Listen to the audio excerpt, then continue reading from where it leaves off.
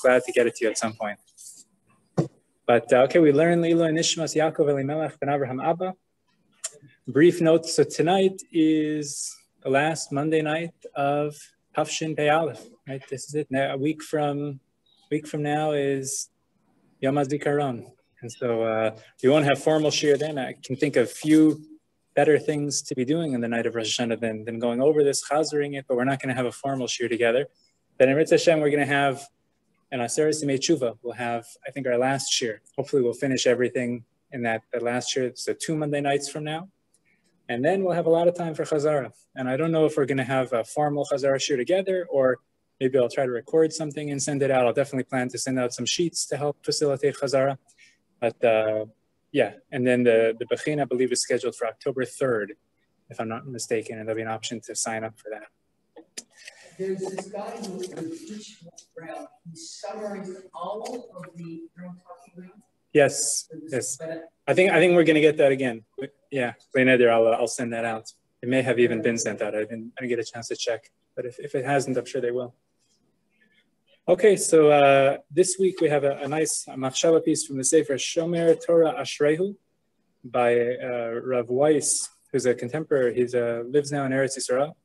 And he asks an interesting question. Something, again, we say all the time, and I'm willing to bet 9 out of 10 Jews have never picked up on this, maybe more than 9 out of 10. B'nusach ha'tfilah ha'ne'emeres b'chol tfilos Shabbos, anu omrim, v'anchilenu Hashem Elokeinu be'ahava v'ratzon Shabbos kadshecha. Right? In tfilah, we always say, v'hanchilenu Hashem Elokeinu. Hashem, give to us as a nachala, right? As a yerusha, as an inheritance. Hanchilenu. They say that nachala comes from lashon of nachal, right? Like a river flows down, and inheritance goes directly from the parent to the child. And so Shabbos is an inheritance, where we get almost the essence, if you will, of HaKadosh Baruch Hu giving directly to us. But then, v'lichora ma shayeches kazo bakashe. Says, where does this question have any place? Hare anu omrim b'kiddush shel Shabbos. We say in the kiddush of Shabbos, v'Shabbos kadshecha be'ahava uvratzon hinchaltan. Right, so in Shabbos we say v'han chilenu in the davening. Say, please give it to us as a nachala, which means we don't have it yet, but please make it that we will. And yet in Kiddush we say v'Shabbos kadshecha be'ahava uvratzon hinchaltan. Right, that you have given to us as a nachala, as if we do have it already. It's a great question. Right? People could say this their whole lives and never realize that there's this little bit of a contradiction there. Do we have it? Has it been given already, or has it not? And so, yeah, it's a great question. And so we'll elaborate on the answer with just a brief introduction. In order to understand his answer, you have to know a little bit about kinyanim. So there's a concept in halacha that you can only transfer ownership of something to someone else, generally if you have what's called a ma'aseh kinyan. You have to do some sort of act, but I can't just say, Josh, this is yours. I have to hand it. There's many different types of kinyanim. Kinyan hagba, kinyan shicha, kinyan nasira, kinyan chatzah. They're all different types of kinyanim, ways that you can transfer ownership. But there has to be something. Something has to be done. As the Rambam writes, ein hakinyan niknes b'devarim, I believe is the lashon of the Rambam, that you can't just say, Josh, this is yours. There are a few exceptions to that, but the most notable exception is when it comes to Yerusha. When it comes to inheritance, that is something, that's the kinyan from Shamayim, so to speak. That's something that happens automatically. And therefore, it automatically enters the possession of the child. The only thing that's needed is that knowledge that the person has actually inherited something. But if someone has a rich uncle living somewhere there, right, who passes away and leaves him his fortune, it's automatically his. But he's not going to be able to use it unless he knows that he has it left in his name. Right? The person could have the biggest treasure left for him and have no idea, and then practically it's as if he doesn't have it. So the Shomer Torah Ashrehu explains that Shabbos is an inheritance. When a person is born Jewish or converts, he inherits the holiness of Shabbos. The only thing he needs to do is to recognize that it is there and understand its value. Only then will he be able to benefit from it. So at Kiddush, we thank Hashem for giving us the inheritance of Shabbos, right? Hinchaltanu, you've given it to us. We have it as a nachala. But during davening, we ask Hashem to let us recognize, be aware of the holiness and awesomeness of Shabbos, right? That a nachala is only as valuable as a person's awareness of its value. So if someone's rich uncle left him a jug, he may use it a few times and get rid of it. But as soon as he recognizes that it's an old Chinese artifact worth millions of dollars, his entire perception of the jug changes. And so the same thing is true of Shabbos. And that's why we have both lashonos. That on one hand, it has been given to us. But on the other hand, in davening, we ask Hashem, make us aware of it. bring it v'han chilenu. Let us be aware of what we have inherited and how special the Kedusha of Shabbos is. And with this, they connect the Parshas Nitzavim, where the Torah gives us the mitzvah of tshuva. Right? This is the source, not coincidentally, seemingly for the mitzvah of tshuva. V'shavta ad Hashem Elokecha. Right? We've seen in the past that Vishavta, sometimes in Mefarshim read as Shabbos, right? But here we read it Vishavsa, you should return. And so the Orchos Tzadikim says that it says Vishavta ad Hashem Elokecha, you return to Hashem. If it does say that, why does the Torah then say Umal Hashem Elokecha Svavavacha? Why does the Torah say Hashem will circumcise your heart? Right? If we've already done tshuva, why do we need a bris milah of the heart? Again, metaphorically. So the Orchos Tzadikim explains that tshuva can be daunting and frightening. When a person begins the process, when he is Vishavta ad Hashem Elokecha, when he takes the first step of returning to Hashem, then Hashem reveals his own hidden strength, the person's inner hidden strengths. If you begin the process of tshuva, Hashem is malas levavcha. Hashem will throw a bris milah on your heart. He allows you to recognize the strengths that are hidden within you. So unfortunately, many people live their lives not recognizing their inner strengths, their potential, and not appreciating the gifts they've received from Hashem. And so this we daven on Shabbos, to recognize the awesomeness of Shabbos. And in the month of Elul and Tishrei, we begin the tshuva process in order to recognize our own strengths and our own abilities. Beautiful question, beautiful answer. It's a kavanah to have every time you say those words from now on, of the difference of a nachala that we already have. There's a nachala that we hope Hashem will make us aware of to deepen our understanding. Okay, let's jump right into the tochen this week. We were talking last week about schita. Schita meaning squeezing various fruits. And we saw that there really are 3 levels, perhaps 2 levels nowadays, of squeezing fruit on Shabbos. The first level is what is an Isser Mida Araisa, which fruit are subject to a biblical prohibition to squeeze their juice? Exactly. Besim v'anavim, olives and grapes. Then we saw the rabbinic level is pomegranates and strawberries. Exactly. 2 simveri monim, pomegranate, strawberries and pomegranates. Remez for Rosh Hashanah, right? Pomegranates. We have 2 simveri monim. We can have that kavanah when you're reading your pomegranate next week. And shar peros, the 3rd level is mutter lechatchila. If you have something that's never squeezed at all for its juice, people just don't do that, then you're allowed to. If it's not, it's because we said the pshat is you're not creating a juice there. That doesn't have the shame of a juice. That's just part of the onion, so to speak, coming out in a liquid onion in liquid form, as opposed to, let's say, orange juice. We did mention quickly last week, I want to dwell on it, there are those who hold that, let's say, orange juice could be a Torah prohibition. There are those who say olives and grapes is not unique olives and grapes. It means anything that's very regularly squeezed for its juice. But we're going to go with the opinion of the Ran, that it's only those 2 things and everything else is durabanan or better. Okay, so what we want to talk about this evening is what the Rama brings in Siman Shin Chaf in Sif Aleph, about what's the halacha. We said you can't take a grape and squeeze its juice into a cup. That for sure is an Isser Daraisa to get grape juice. But what about if a person puts it in his mouth? So does this mean like you're not allowed to eat grapes on Shabbos? Because if I eat it, I'm chewing on it. Aren't I extracting the juice? Isn't that a malacha daraisa of dash? So obviously not. What's it? Derech achila. It's similar to what we saw with borer, where if you're doing it in the act of eating, that's not called an act of selection. We find a similar thing here by dash, that if it's part of the act of eating, then that's not going to be subject to the prohibition. But the question is, how far do we take this? This idea, if I stick a grape in my mouth and I eat it, that's not called squeezing the juice out. I'm just eating it. What if I put it partially in my mouth and I want to suck the juice out of the grape? Is that called derech achila? Or do we say no, because some of the grape is protruding, that maybe we would not call it. We call it actually squeezing. You're extracting the juice from the grape. And here the Rama seems to be not sure. He quotes 2 opinions. Right? He says, at the end of his comments, if you see it in the Shulchan Aruch, he says you're allowed to suck with your mouth the grape from the juice and certainly other fruit. Why does he say certainly other fruit? Why is it kavach? You can do it with grapes and says certainly with other fruit.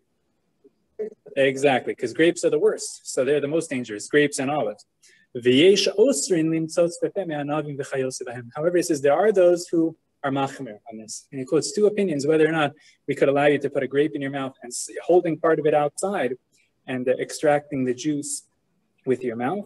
And so the Mishnah Berurah elaborates on this, and he says ultimately that he thinks that it's better to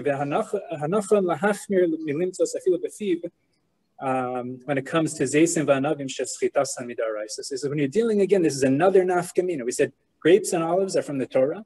We said therefore, obviously, the punishment is much worse if somebody does it. But what else?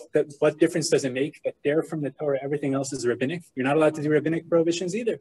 So we saw last week one nafkamina. What was the nafkamina we saw? Remember the halacha? We're more lenient with other things than grapes and olives? Exactly. Mashkin shezavu, right? That if the juice comes out on its own, we saw that by grapes and olives, you can never have the grape juice. You can never have the oil on Shabbos, no matter what. But other fruit, if an orange, the juice seeps out of the orange, then we said it depends. If the orange is there to be eaten, then you're allowed to drink the juice. If the orange is there to be squeezed, let's say you have it there for after Shabbos, where you're going to be squeezing it, then you're not allowed to drink the juice. So that was one leniency that we saw when it comes to category 2 versus category 1. What if the juice comes out on its own? Here's another one you can add to the list. What about sucking the juice out? The Mishnah Berurah says when you're dealing with category 1, you're playing with fire, a malacha de'oraisa, don't suck the juice out of a grape, right? A lot of people don't know that. It's better not to do that. But if it comes to an orange, you'd be allowed to, because to begin with, it's only rabbinic, we assume, and therefore there's room to be lenient. Okay, this issue of the juice being extracted by mouth out of the fruit is very relevant to another area of halacha that comes up all the time, and that is the issue of nursing, or nursing on Shabbos. And this is something also very, very practical, good to know about. So nursing and milking cows as well on Shabbos. Similar issues in terms of the malacha involved.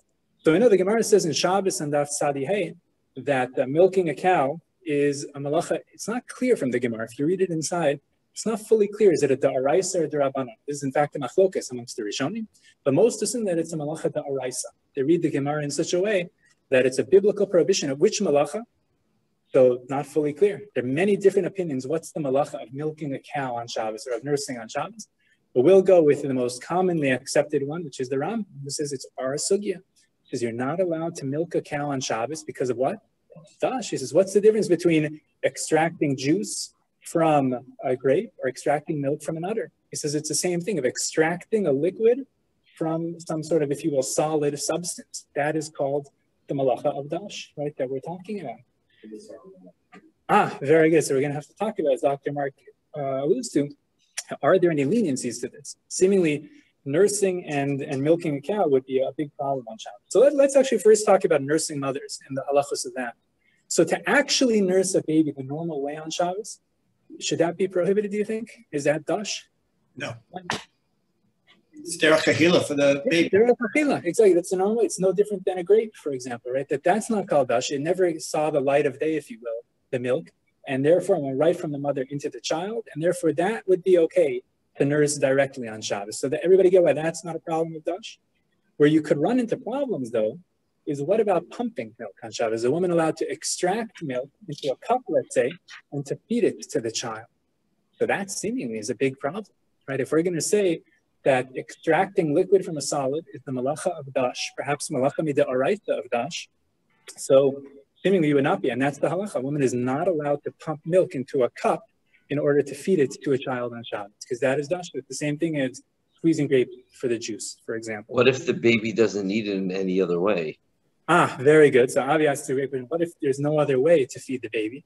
So let's get to that in one moment. Before that, there's a famous kula the Shulchan Aruch has in Siman Shin Chaf Ches, which is the Siman of Pikuach Nefesh on Shabbos. That goes through all the halachas of saving a life on Shabbos. And there the Shulchan Aruch writes in Seif Lamed Hey that a woman, let's say a child is not nursing, she's allowed to spritz a little bit of milk into the infant's mouth, even though he's not directly touching her, in order to stimulate him to nurse, him or her to nurse. And so that the Shulchan Aruch says is okay. And all the Mepharshim are up in arms. Why should that be okay? Isn't that dash? He said, dash, you're only allowed to do it if it's mamish, eating, if it's considered derech achila. Spritzing it into the mouth, that should be no different than, extracting juice. That should be a malacha da'araisa men yasu. So many folks can try to give different explanations of why the Shulchan Aruch allows that. Some, in fact, say we don't allow. Some say that that's too good to be true to allow such a heter on Shabbos. But the Shulchan Aruch does write. One suggestion given by the Tosefes Shabbos, the Sharat Tziyun quotes it over there in Shin Chaf Ches, is it says maybe this is only an Issa D'Rabbanan in that case with the child, because that's an abnormal way of extracting milk. The normal way for the child is to nurse directly.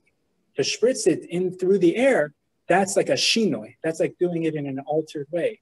Normally, when you do a shinoi, it still is asur mid'Rabbanan, right? You're still not allowed to. But for the sake of a child, we allow the weaker Issa D'Rabbanan. Whatever the reason is, that's one heter to be aware of. So spritzing the milk, and not everybody accepts that. On Chabad, I believe they don't accept that heter. But the Shulchan Aruch does, right? Mishnah Berurah accepted. But what about another heter? What about Azaviat? This is what. Let's say, forget about spritzing into the mouth. Let's say just child won't nurse. Are you allowed to put it into a bottle in order to feed it to the child? Are you allowed to collect it into a cup? And so here, if you take a look in the Shmir Shabbos Kilchasa, in source number 5, might as well see it inside. The Shmir Shabbos is a very interesting kula here, where maybe not as interesting as it seems, but he says, if the child is not going to nurse, this third line, this is the main thing that the child eats. The child doesn't take formula. And there is a heter for her to pump into a bottle, right into a cup. It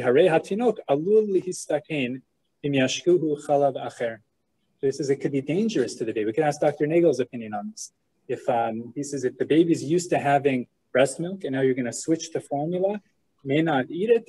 You're dealing now with the realm of pikuach nefesh, potentially, of saving the baby, and therefore he thought that we would allow you to do this on Shabbos if you really needed to, if there was no other option. Not everybody accepts this, right? So there are those who say, no, just give the baby formula, and that would be a substitute, and don't violate Shabbos, like you would drive in a car to violate Shabbos. Don't violate Shabbos on a Torah level for something like this. But the Shmir Shabbos does quote there, right? This is V'Shemati from Hagon Rav Shlomo Zalman Auerbach. Even if the child hasn't gotten used to the mother's milk, you're still allowed to extract it into a cup. This is its natural food. You don't start playing games when you're dealing with potential sakana for the baby. So we have a heter, right? There is a heter that if a baby's not going to nurse any other way, you are perhaps allowed to extract the milk into a bottle. But the poskim say you should try to minimize the avera. So one way to minimize it is if you have like an electric pump, right? An electric pump, you just apply it, that's doing it sort of automatically. You're just sort of causing it. It's more of a grama rather than, especially if you had it set on a timer, meaning you have an electric pump that's set on a timer from before Shabbos, then you're just applying it. That is more of a grama. That's much more lenient to do. Other poskim write that one should try to do it pachos mikashir. Right? We know that to violate Shabbos to the full extent, you have to do a certain amount. So if you do less than a certain amount, then it's still asr mid'oraisa, we assume, but it's a lesser prohibition. And so they say, should give a little bit at a time to the child. To give a little bit, have the child drink it, and do a little bit more, have the child drink it, and that way you also minimize the collateral damage. But bottom line, if there's no other option, because of Pikuach Nefesh, one would be allowed to extract milk into a cup, but it's preferable certainly to try to avoid that if one can.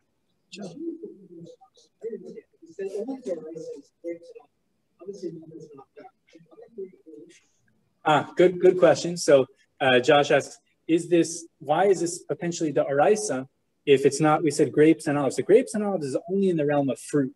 Other things can be subject to dash mida oraisa also. Like for example, the Gemara has a case on Daf Ayin Gimel in Shabbos about, let's say you extract a tamar, like a date from its husk. That potentially could be a malacha of dash.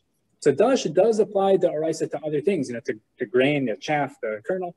But when we're talking about squeezing fruit specifically, there it's limited to a dagan, to a tirosh v'yitzar. Other things may still be included in the oraisa. So even though we're saying this is similar to that, we're saying this is kind of the same idea, just as you're extracting from the fruit, so too you're extracting here. It's not necessarily bound by those same rules.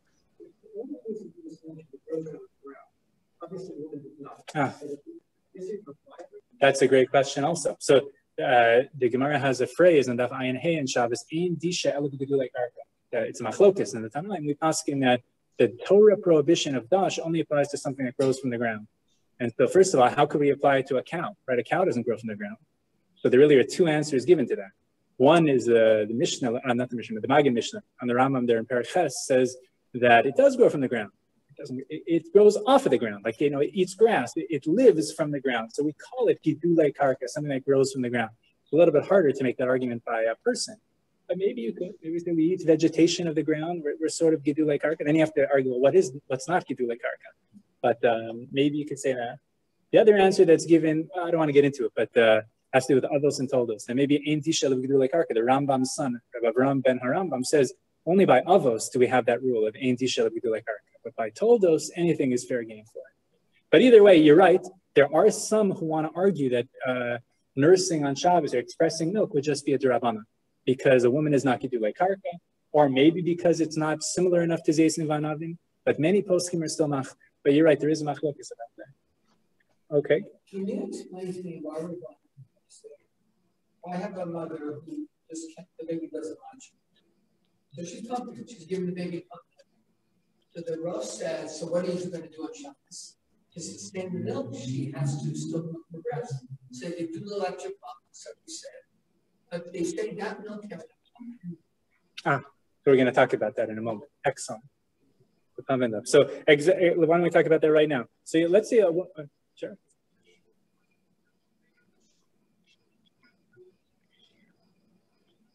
Yeah, Grogeres. So I don't know the exact amount of it, but like a fig type of. That's the shear that the Rambam quotes. I don't know, based on the Gemara. I don't know. I could find in modern day measurements what it is, but I think the poskim who say they generally just say do a little amount, like less than a spoonful or so, and then you have to have the child eat it before you do the next one, or else it could be mitzaref. It could, it's considered one continuous act. But if the first one is gone because the baby ate it already, it doesn't exist in the world anymore. Now you could do it again and again and again. Exactly. Okay, so what about, let's say if a woman is engorged, right? Let's say it's painful for her, or similar to the situation that Dr. Nagel was saying. So the Shulchan Aruch writes that in that case, a woman is allowed to, in Siman Shin Lamed, the Shulchan Aruch says that you can pump the milk and have it go to the floor. As long as you don't collect it, you've also avoided the problem of dash. So dash means if I'm, so let's say squeezing the grape to get the grape juice, to catch it. But if I'm squeezing it, it goes completely to loss right away. It never had a moment of existence, if you will, of being useful. Then we permit that. Some say that that's not called dash at all. They say that's not the definition of dash. And others say, no, that is dash, but it's a malacha she'ena tzricha lagufa, meaning it's a rabbinic form of dash, because remember, the reason they did it in the Mishkan was to extract, to get the content. You're extracting just to get rid of it. That's doing the malacha, but for a different reason, we call that a derabanan, malacha she'ena tzricha lagufa. But either way, at worst case scenario, if you didn't follow all that, that's okay. The big point is that if it goes to waste, at worst, it's going to be a rabbinic prohibition. It might even be nothing, but at worst, it's rabbinic because it's a malacha she'ena tzricha lagufa. So therefore, in these cases where it's b'makom tsa'ar, where it hurts the woman, where it's painful, or perhaps if we're afraid that she's going to dry up, so then we would allow the rabbinic prohibition to be violated for that sake. Right, that a Torah prohibition, we only allow if someone's life is in danger, right? You can only drive on Shabbos if someone's life is at mamish in danger. But rabbinic prohibitions, we sometimes waive them if it's very painful for someone. So the makom tsar lo gazer b'rabbanan. And therefore, even though it's a rabbinic prohibition, perhaps, to extract milk that goes to waste, we can waive that for the sake of pain or something else. So the Shemir Shabbos Kilchas and source number 6 writes that, again, you could use a pump in order to do that, to help, and it should go right onto the floor or down the sink, he says.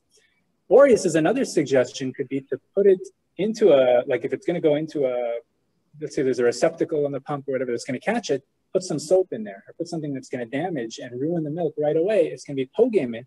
And that's the equivalent of it going to waste, where it only is a rabbinic prohibition at worst, and for the sake of someone who's in pain, will allow it. Good question about tashchis. So we're not allowed to waste food normally, but if it's for a purpose, then we assume Bal Tashchis doesn't apply. So here it's for the purpose of alleviating pain or even of avoiding an Isser, the poskim say Bal Tashchis is allowed. Good question.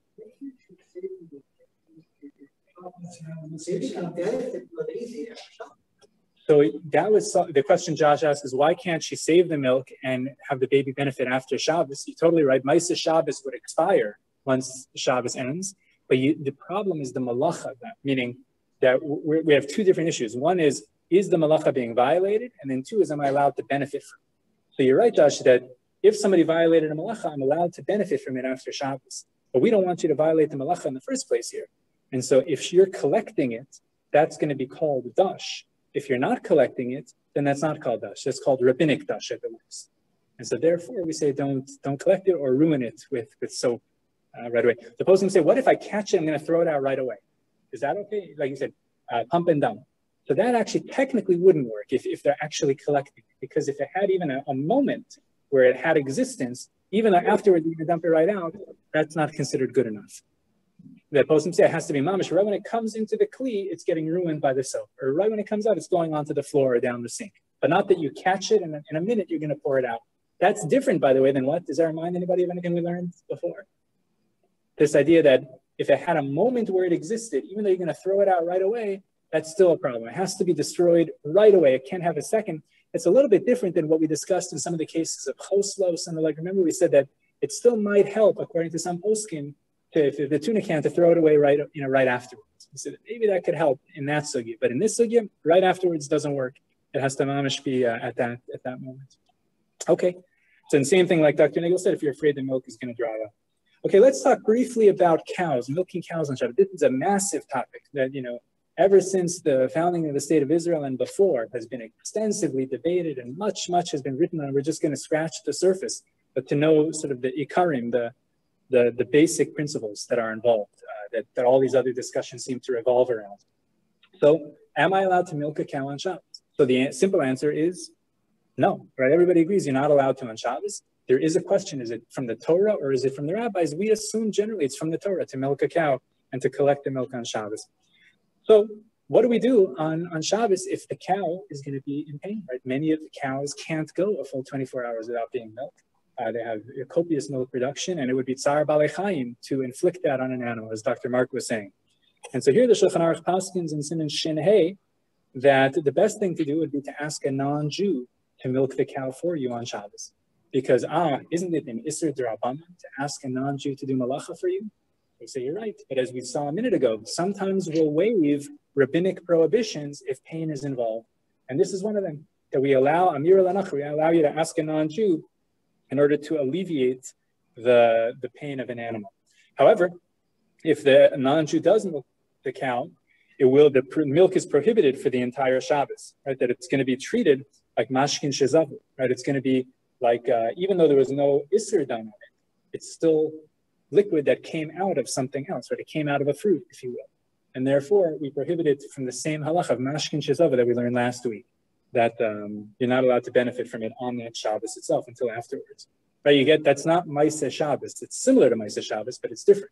We're saying even if there was no malacha done, even if you were allowed to ask the non-Jew to do it, it came out on Shabbos, so we don't want you to benefit from the milk on Shabbos itself. Okay? So the Shemir Shabbos Kilchasa in source number 7 says that this is indeed the best solution for a dairy farm on Shabbos, is have a non-Jew milk the cow if possible. Isn't that a prohibition? You're asking him to do an avera? Yeah, but for Tsar Balei Chaim, you're allowed to ask him to do it. If that's not an option, then the poskim say you could set a timer, right? Set a timer. Nowadays, that so much of milk production is done via machine. So have it go on by a timer on Shabbos. Again, there's a whole discussion of the poskim I'm not going to get into right now. Am I allowed to attach it on Shabbos? Does it have to be attached from before? Many different discussions. The Chazon Ish has a famous piece on that. But Lamaisa, we assume that you can set the timer to go on, and it's better if you could put it on before, at least before the machine turns on. But even if not, even if the machine already turned on, you're allowed to put it onto the cow on Shabbos. But if you did it on Shabbos, what do you have to do? You have to let the milk go to waste. And that's really our third solution. Our third solution, we said in general, is if you need to do, let's say there's no non-Jew available, there's no machine available. The third option is you go ahead and do it, but are you allowed to catch the milk into a bucket? No, because if you caught the milk into a bucket, what level of prohibition would that be? Right. That's a da'araisa, that's disha. I just violated dash on Shabbos of extracting milk from the udder, just like I could extract juice from a berry, and I'm catching it. That's the Torah prohibition. I'm not allowed to do that for tsar balei chayim. For human life, I'm allowed to do it to save a human life. But to alleviate animal pain, I can only violate the rabbinic prohibition. And we said if it goes to the ground and you don't catch it, that's a rabbinic prohibition at worst. You're not a human, I mean, you're not that's what I think you're taking your with your hands, you're catching a device next to him. Oh, so are you saying option 2 of attaching a device?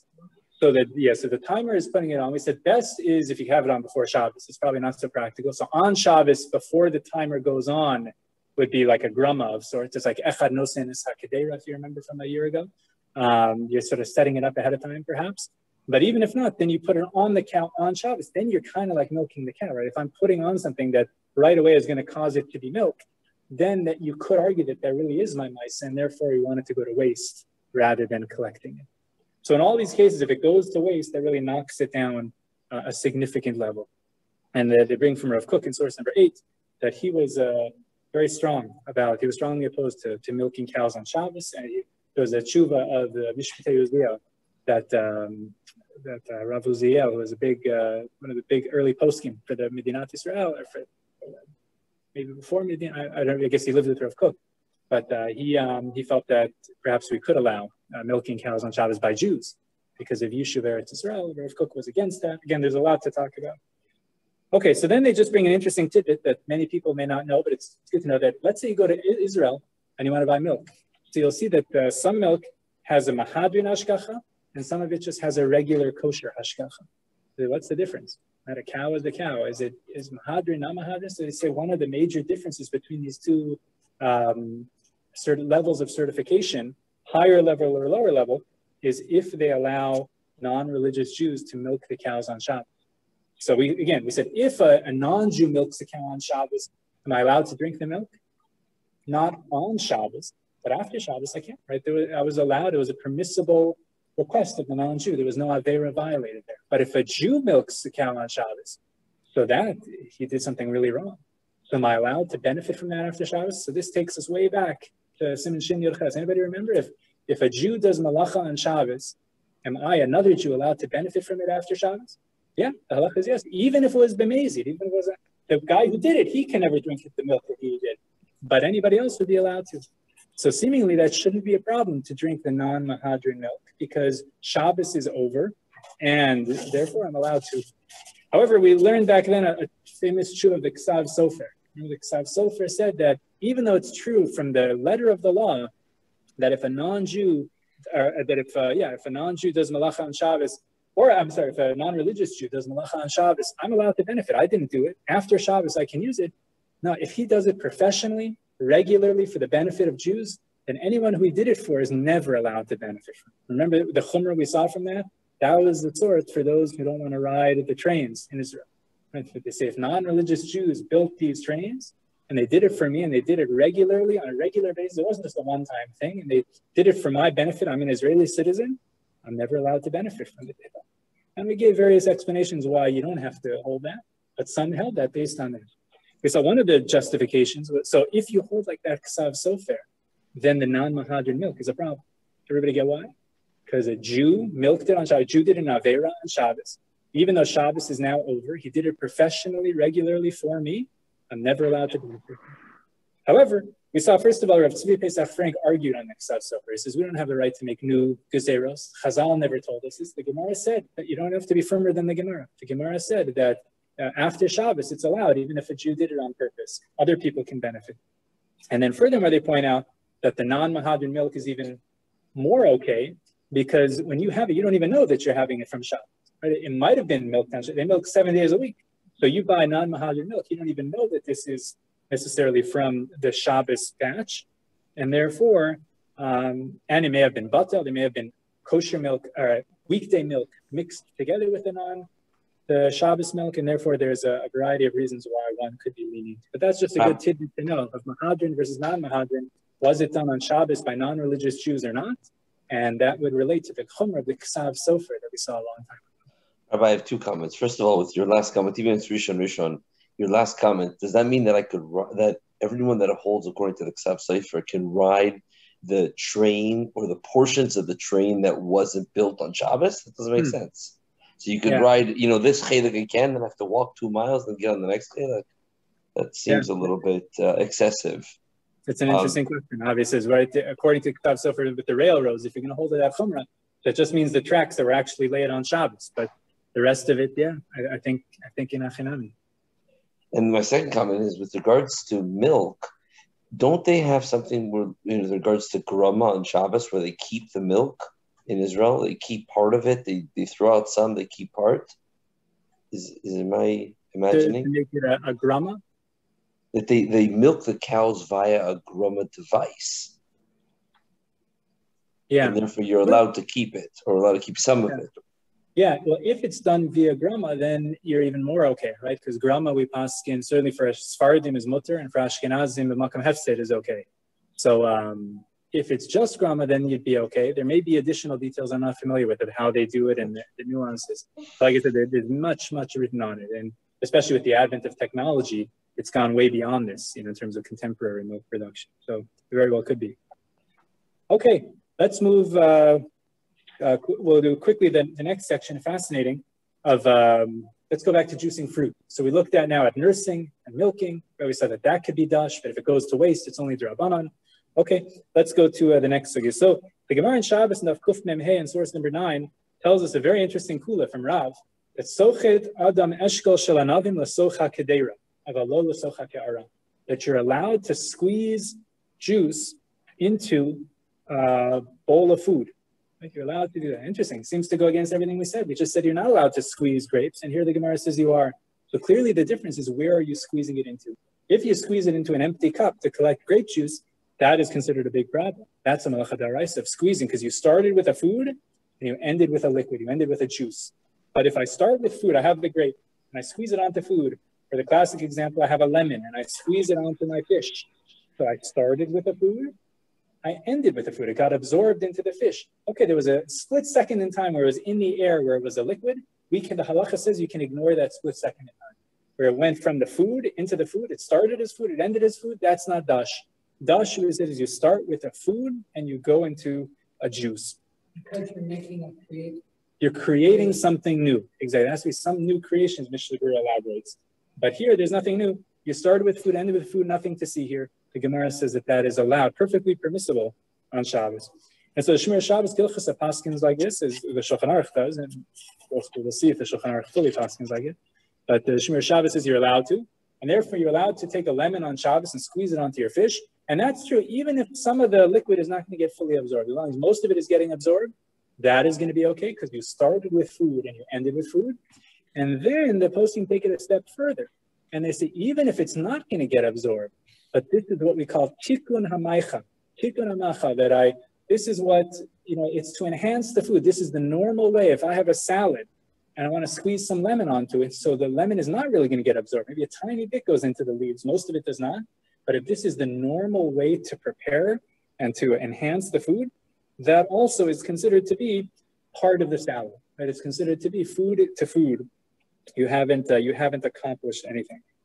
Mishnah Berurah points out there that, again, it has to go directly from the food into the food. You can't do it. You can't say, okay, I'm going to squeeze it into a cup and then I'm going to pour it into the salad, or pour the lemon juice onto my fish. It has to go directly from one into the other, and we can ignore those few seconds in the air space where it was a liquid. We say it started as food, ended as food. So that's an important kula, very relevant halacha l'maisa in terms of squeezing lemon onto your fish. The Shulchan Aruch, though, notes in Seif Zayin, and Mishnah Berurah points this out, that there are those who are machmer about this. Those, which is really one major opinion, which is Rabbeinu Hananel. Rabbeinu Hananel seemed to have a very different read of the Gemaras, and he seemed to think that even food to food should not be allowed. And that was not accepted by others, but the Shulchan Aruch brings that as an opinion. It says there are those who don't like this chiddush of squeezing food, the juice goes into another food, and that's considered okay, maybe not. And so therefore, what's the pshara? The Mishnah Berurah says that first of all, one is machmir, tava alav bracha, that there is room perhaps to be machmir. But the Shemir Shabbos Kilchus says the only place where we really are machmir on this is by what two fruit? Grapes and olives. The third nafkamina, right? A third difference between the category 1 and category 2. So category 1, it's dangerous. It's a Torah prohibition potentially. So don't rely on this leniency to take your grape and squeeze grape juice onto your fish. But lemons, which are category 2, right? That they're not the Torah prohibition, only rabbinic, that will allow you to rely on the leniency of the Gemara of food into food. Okay, so that's the basic halacha. Starts off as food, ends off as food, that's okay. Starts off as food, ends off as juice, not okay. And so that brings us to a fascinating discussion. Much has been written about this. The Beis Yosef in source number 11. The Beis Yosef brings from the Rosh that interesting historical tidbit. He says, what about squeezing lemons on Shabbos to make lemonade? He says, Nira shehim bichlal shar peros shemuter l'sachtan shein derech klal lischot limonaish.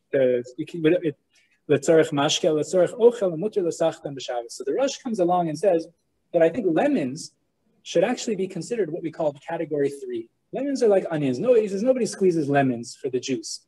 And the Beis Yosef says, really?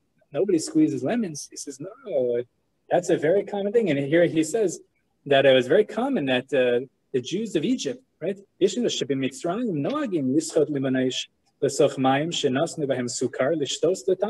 Shabbat, they loved to make Egyptian lemonade. Right? In Egypt, the Jews of Egypt would make lemonade on Shabbos, and they would squeeze lemons all the time. So he says, to tell me that it's category 3, something that's never squeezed for its juice, because that's very hard to accept. But you still have to come up with a heter. How is it that these pious Jews of Egypt would squeeze lemons into water, into sugar water on Shabbos to make lemonade? This week's Parsha, by the way, was one of the 3 sources in the Torah that a Jew is not supposed to live in Egypt. This is in question. But there are many heterim to live in Egypt, and these Jews were living there, and the assumption is that other than the prohibition of living in Egypt, they kept all the mitzvahs, and even that one, obviously, they had a heter for as well. So how could they do that? So here the Beis Yosef gives 2 possible heterim why you're allowed to make lemonade on Shabbos. Isn't that clearly against everything we've said until now? Taking the fruit, squeezing it into a liquid. Like we said, okay, you could squeeze a fruit onto a solid. We said you could squeeze your lemon onto fish. That I get. Squeeze lemon onto a salad. But to squeeze lemon into water starts off as a food, ends off as a juice. Isn't that a problem? So he gives 2 answers that are related. He says the first is that maybe you're allowed to squeeze a fruit even into an empty cup if what it's collecting is not juice. It's not drinkable. The whole prohibition, we said, is taking food and turning it into a drinkable juice. So grapes, I have the grape and I squeeze it into a cup. Now it's a drinkable grape juice. I could drink it just as it is. That's the prohibition of dash. But lemonade, the lemon juice, he says, is so sour, nobody would drink that. That's not called a mashke. You're right, it's liquid, but it's not called a juice. And therefore, even if you spill it, you squeeze the lemon into an empty cup, maybe that should be allowed. It's different than grapes. It's different than oranges. It's different than pomegranates. All those, you squeeze them, they make juice. Lemon is, you would call it lemon juice, but it really is not a juice. It's lemon bitter stuff, and therefore, maybe that should not be subject to the prohibition of dash for that reason. Interesting chiddush. Or then he gives a second reason. He says, maybe a little bit more machmir. His second chiddush is maybe if you would squeeze it alone, it would be a violation. But once you squeeze it directly into water, because like we said, this isn't a mashke to begin. It's not a mitz. It's not a juice, right? It's not drinkable, and it only became drinkable by being put into the water with the sugar in it. Therefore, we're not going to call that having created a mashke. You didn't create a mashke. The prohibition is when I take a food and it ends up as a juice that I could drink. But this didn't do that. The 2 answers are very similar. Rabbi, when you say water, is that also other liquids like vodka? Yeah, other liquids as well. Except that it needs some other liquid in order to create it, to render it drinkable. So we have 3 potential leniencies to allow a Jew to squeeze a lemon on Shabbos to make lemonade. Squeeze it into, you're going to mix it with water and sugar. One is the Rush. He says that lemons were never included in the prohibition of squeezing on Shabbos. That's grapes, olives, pomegranates, things that people squeeze. This is never squeezed. He said that's a difficult answer, certainly nowadays, because everybody squeezed lemons. There's certainly the Jews of Egypt used to make lemonade. So we saw 2 other answers that are really related with each other.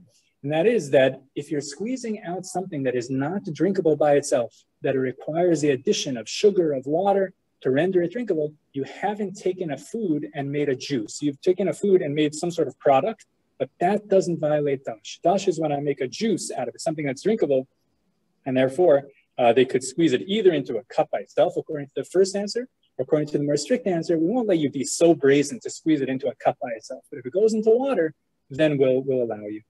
Okay, the Mishnah Berurah rejected these leniencies. He says that a Jew, certainly an Ashkenazi Jew, is not allowed to make lemonade on Shabbos. You can't squeeze lemons. Lemons are category 2. It's a rabbinic prohibition. If you squeeze it onto your fish, great. Started as a food, ended as a food, that's fine. But you squeeze lemon into a cup, or you squeeze it even into water, it started as a food, it ended as a liquid, as a juice, and that's not okay. That's going to be a rabbinic prohibition on Shabbos. It does, though, give us a very interesting kula, where he says, what if you take the lemon, maybe Ashkenazim can still make lemonade on Shabbos. What if you were to take the lemon and squeeze it onto a sugar cube, and then you take the sugar cube and you mix it into water? Is that allowed? So what do you think? Why would that be allowed? What's the heter to take it and squeeze it onto a sugar cube? Exactly. That this is, as Sefer says, this is just like the case of the lemon on the fish. It's the same thing. You start with the solid, ends with a solid food, and then you take it and you put it into a liquid, and that would be okay. So even Ashkenazi Jews can have a way to make lemonade on Shabbos by squeezing the lemon out, just squeeze it onto sugar. But it's not very practical, but admittedly. But if you were very driven, you could probably do.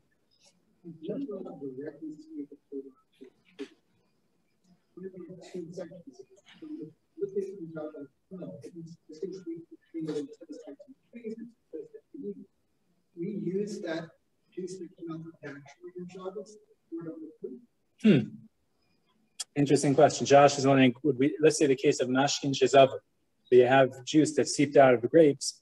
We said you're not allowed to drink that on Shabbos, but, or let's say of an orange, for example. So we said it. So could you use that? Would you be allowed to pour it onto the food? Is that would we say it's no worse? You could still argue that it's worse than the case of pouring it onto fish. I mean, I don't know that we would allow you to pour it onto fish because here it had its own independent existence as a juice. In other words, when it comes to squeezing the grape onto the fish or squeezing the lemon onto the fish, it never existed. Okay, a split second in the air, we said you ignore that split second. But here it literally existed. Maybe, if I'm handling it and I'm pouring it onto there, maybe I would still come to squeeze it, perhaps. It's a good question, I'm not sure. But I could see the chiluk between it, but it's a good question. Remember, there are posts in the Shulchan Aruch Harav says that mashkin shezavu is muktzah. He holds that, so you're not even allowed to move it, but we don't generally hold it. We hold you're just not allowed to drink it. So if you hold it's muktzah, then you certainly couldn't pour it onto the fish. Okay, so we see Ashkenazim reject generally this heter of squeezing lemons into lemonade on Shabbos into water or into an empty cup, but they do allow if you want to put it onto a sugar cube, at least some Ashkenazim. The Chazon Ish didn't like that. He thought that was a little bit of a trick. He said, well, you're going to squeeze it onto a sugar cube. He says, we know where this is headed. This is headed into the lemonade. So you've just kind of come up with a loophole to short circuit the process of first putting it onto a food and then putting it into the water. He didn't think that this was such a good idea to do. He says, you're really doing it for the sake of the juice, not to enhance the sugar. But many are lenient about that. It seems that many Ashkenazim are lenient to allow if you wanted to squeeze lemon onto sugar and then to put it into liquid. So again, it's a little bit of a loophole, but that's okay. And the Yalkut Yosef in source number 12 is much more lenient. He says you're even allowed for Sephardim to squeeze lemons into an empty cup on Shabbos. He says that he thinks that we paskin like what the Beis Yosef said, that only if you squeeze grape juice out, you squeeze orange juice out, things that are drinkable on their own, that's dash. But if you squeeze lemon juice, it's not drinkable by itself. That's not called a mashke. It's not called something that would be subject to dash. And therefore, they're too sour to be drunk, and you could do it. But it says, again, maybe better to be machmir, but there is room to be lenient for Sephardim. Okay? So that was the sugya of squeezing lemons on Shabbos. That lemons may be a complete exception to the rule for everything we saw, either because they're never drunk before, and they're never squeezed for their juice, which we said isn't really true nowadays, or because their juice is not drinkable by itself. It's sour. And Sephardim generally may accept that, at least make your head in. Ashkenazim tend to be more machmir about that when it comes to lemons and to treat them just like oranges and the like. Okay, last topic, if we can, briefly. I'm sorry, I know we're going a little quickly, but this will be a nice breaking point before the next year, if we can, is what the Shulchan Aruch discusses in Seif Zayin, which is a sugya from the Gemara of shlokos and kvashim, right? What about squeezing like juice out of a pickle on Shabbos? Is that subject to the malacha of dash? So I would have thought that, first of all, well, if it is dash, what level would it be? 3, either it's never squeezed, or I'd say at worst, it's 2, something that, because it's not grapes or olives. We said only grapes or olives are there. So believe it or not, there are opinions that this may be an exception to the rule, and pickles may also be da'araisa. Because, yeah, it's a little bit counterintuitive. There are those who hold that, Rabbeinu Chananel, but we generally don't assume that. But there are those who hold that. But either way, most assume that pickles and boiled vegetables and the like that have absorbed liquids into them, right? So you have a cucumber, now it's absorbed the brine into it, that would be like tusim v'rimon. Let's assume that it's level 2, which would be a rabbinic prohibition. And here the Gemara gives us an interesting clue that when you're dealing with that rabbinic level prohibition, if you squeeze it out, it depends why you're squeezing it. If you're squeezing it to collect the juice, that's the rabbinic prohibition, out of like tusim v'rimon, where you want the pickle juice for some reason. But if more likely than not, you're squeezing it because you don't want it to have so much juice in it, you're getting rid of the juice, then that's actually allowed for this, for the pickles, for the kvashim, and for seemingly for a tusim v'rimonim as well. Very good question. We'll talk about that in just a second. Isn't this borer? You're getting rid of the bad, you don't want the juice, and you're keeping the good. Excellent question. I'll have to see several why that's not borer. So good. So that's another kula that we see here. That when you're dealing with things other than grapes and olives, if I squeeze it because I want the juice or the pickle juice or the strawberry juice, yeah, that's a rabbinic prohibition. But if I squeeze it just because I want to get rid of it, then that could actually be allowed. They bring other examples as well. The Shulchan Aruch talks about, let's say you have fish that has absorbed, like fatty fish that's absorbed oil and stuff that you want to squeeze out. You have kugel that you want to squeeze some of the oil out. And so that would be okay. Why is it allowed? Why do we say that if it goes to waste from these things, it's permissible? It's only if you want the juice that it's a rabbinic prohibition, either from strawberries and pomegranates level 2 or from absorbed pickles and the like level 2. So we say, going back to our definition, we said, dash means that I'm creating a juice, I'm creating some sort of usable liquid. But if it's going to waste and I have no interest in it, then maybe we say that's not called a dash at all. Point out here, though, the Rabbeinu Hananel, as we mentioned before, he argues on the Shulchan Aruch. He holds that this kula of squeezing out something into a food, we mentioned this already, I'm just repeating it because they reiterated here in the Shulchan Aruch, this is where the Shulchan Aruch mentions it, is he held that no, that's not okay, that you're not allowed to squeeze things into a food. And we said our compromise is we'll generally try to avoid grapes and olives into solid food, but lemons and oranges and the like, we could allow you to squeeze into solid food. And then going back, I'm sorry we're jumping back and forth, but going back to the point that we just made, if I have pickles and I squeeze it out for the juice, that's a rabbinic prohibition. If I squeeze it out for the sake of the pickle, that's allowed. That's not called dash because it's going to waste. I'm not creating a functional juice and went down the drain. So Sefer asked an amazing question. He says, isn't that borer? Right? So we could maybe give a couple answers based on what we learned. This is good. If you're holding on to the pickle, you're keeping the good. Very good. So that's one answer. So Jeff says, is this called good from bad or bad from good?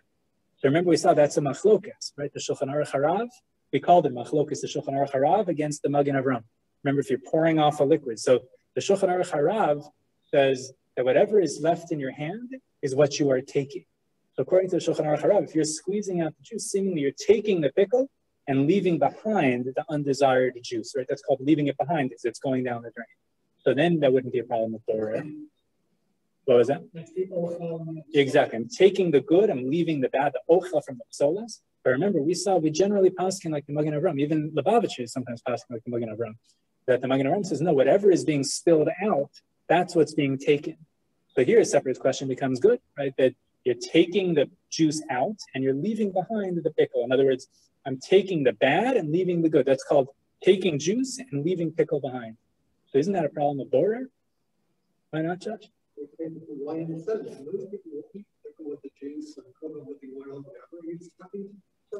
Excellent. Okay, so that's what the Shmira Shabbos quotes in source number 13 from Reb Shlomo Zalman Auerbach. That he says, remember we said that borer it has to be that there's a mixture of good and bad.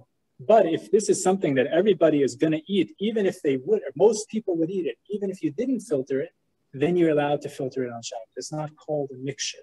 It's the same thing here. Because most people would still eat it, you just like it to be a little bit more dry. So you're squeezing out a little bit of the juice, but it's not something repulsive or offensive, and therefore you would be allowed. He says, therefore, it's not a case of borer. It's not called taking the bad from the good. Okay. Is it shtei ochlim or is it considered min b'mino? So that's another good question. Avery says maybe a third hat there. Avery says, is this even called a mixture? Right? Is this called two meaning, pickle and pickle juice? Or do we say that's all one thing? Is that a mixture or not? Remember, we saw that taking a pickle from the jar, most poskim assume is not called a mixture. Right? That they're not mixed together. They don't look like they're thoroughly, intermingled like that. And so maybe you could argue certainly that the juice in the pickle is not even called a mixture. That would be another heter. So this is a great chazar, and it's a great point of numerous reasons, either because of the Shulchan Aruch Harav, or because of the wine and the sediment, or because maybe it's not a mixture at all, why there wouldn't be a borer problem from squeezing a pickle out for the juice. And why is there no dash problem? You're extracting juice. So they said, unless you're dealing with grapes and olives, so if you're extracting it and it's going to waste, you're not doing it for the sake of the juice. That's not called disha for those purposes. So let's just review, and now we're up to a new sugya for the last shir that we'll finish, which is a totally different topic that also will sound familiar to many of us, hopefully. But we looked again. The first thing that we touched on tonight was the idea of nursing and sucking the juice out of a berry, sucking the juice out of a grape. That to be machmir by grapes, but they don't have to be machmir by other fruit if they're partially out of your mouth. We looked at milking a cow. We said potentially a biblical prohibition. You can mitigate that if you ask a non-Jew to do it for the sake of Tzar Balei Chaim. If a non-Jew is not available, you can use a machine that's set on a timer to alleviate Tzar Balei Chaim. And if that's not an option, you can do it as long as what? You have it go to waste. And if it goes to waste, there would be a rabbinic prohibition at worst. And for Tzar Balei Chaim, it's okay. We saw a woman nursing. So the normal way of nursing, is that a problem of Disha? No, that's derech achila. That's totally fine. But if it's not going directly from her into the baby, then it really could be a problem of Disha. And we said, therefore, you're going to have to be creative of if you have to extract milk, you should have it go to waste, have it go into a cup that has detergent in it. But if there really was a need and push comes to shove, you had no other option, then Shmir Shabbos Luchasa is makil, even though it's a potential biblical prohibition. But because the baby doesn't have any option, the baby needs to eat, we would allow that, but try to minimize, if you can, the malacha, maybe using an electric lamp or the like. Then finally, we got back into juicing. First talking about juicing lemons, then maybe first juicing fruit into food. We said that that's a kula of the Gemara. That if you start with food, end with food, you can ignore that split second of airtime where it was a liquid or a juice, and that's allowed, even if it doesn't get absorbed. Remember that, even if it doesn't get absorbed into the fish, that's okay, because it's tikkun hanaychal. It's there to fix, to improve the food. But we saw that not everybody accepts that kula. Rabbeinu Hananel is the one who said that he doesn't hold of it. He reads the Gemara differently, and therefore, if it's possible, one could be machmir for him at least by grapes and olives. And we saw juicing lemons. We covered a lot tonight. Juicing lemons is seemingly a malacha d'Rabbanan, right, a rabbinic prohibition, just like oranges or apples. We said maybe lemons are different because it's so sour. The fact that you can't drink it at all on its own, maybe that's not subject to dash. And that was the basis of those Egyptian Jews who would squeeze lemons to make lemonade on Shabbos. But we saw that not everybody accepts them. Some Ashkenazim hold that lemons are subject to dash.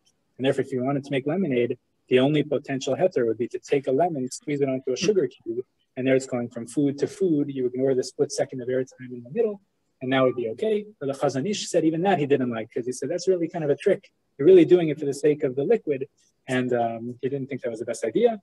And finally, we saw the heter that when you're dealing with either pickles, cooked vegetables, or strawberries, pomegranates, anything that's in that level 2, if you squeeze it for the sake of the juice, that's a rabbinic prohibition. But if you squeeze it legufan, if you squeeze it just because you want to get rid of the juice, so I have a drier pickle, that actually is allowed.